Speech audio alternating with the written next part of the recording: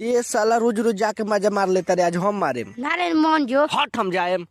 ये जानो मेरे को चुमा दो ना। अरे बाप रे, अरे भाई रे, अरे दादा रे, अरे बाप रे, ये दीदी हमरे के जाए दो। नो नो नो नो। अरे गाना गाइबो के काम करबो। अरे यही ना कोरोना सारे मुंह तू दबा के रख देला बाड़ा में हर मौका बना के। सटक दादा लॉकडाउन खुली अब कब जी, अरे कब जी, अरे कब जी, अरे कबो ना जी। हमर मौगी खेलत बिया पबजी, हम तो दुनु बेरा कटटानी सब्जी। हमर मौगी खेलत बिया पबजी, हम तो दुनु बेरा कटटानी सब्जी। Don't touch me. हम किसी दूसरे की अमानत है।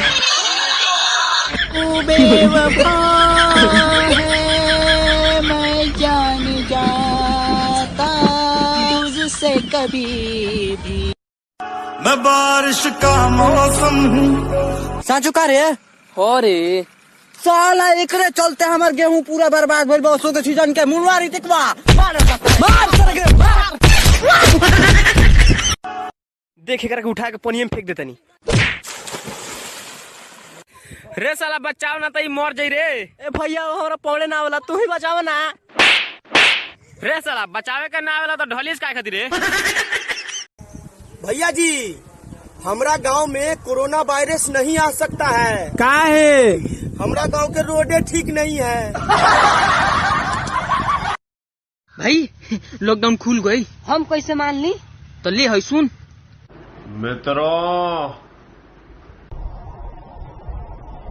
लॉकडाउन हटा दिया गया है। अच्छा ठीक बा, जाता नहीं देख के आवे। आ ना खुलल है नु तो मार के होगल मुतल बंद कर दे। सचिन हवा चाहे कोच हवा, महेंद्र सिंह धोनी के अंडर में अभी बाड़ो। पहले तू बागो तरह के चाहे तो खिलाए ना तो बैठा दे। कहा है? कहा कि कैप्टन हम बानी, तू प्लेयर बाड़ो। प्लेयर कह लगे भोजपुरी में लोग कहले प्लेयर हो, तो तू प्लेयर हो। हमार प्लेयर 11 गो में तार में एगो गिनती में बाढ़। देख लो गीजा फोटो गीजा मार दे बते। हां कौन चीज है?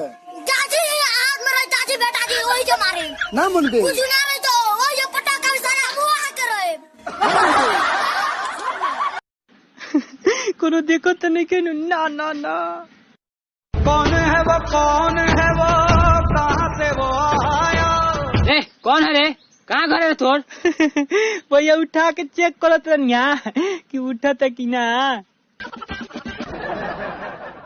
रे भाई 3 तारीख का लॉकडाउन खुल जाई रे, बोल ना रे। हम गूंगा ही, हम ना बोले। तो हमरो हाथ नहीं खे। फेंक दे हम लवाना, छोड़ दे हम चूल्ही, तो छोड़ दे हम तो हर घर सैया। चहिता में आवा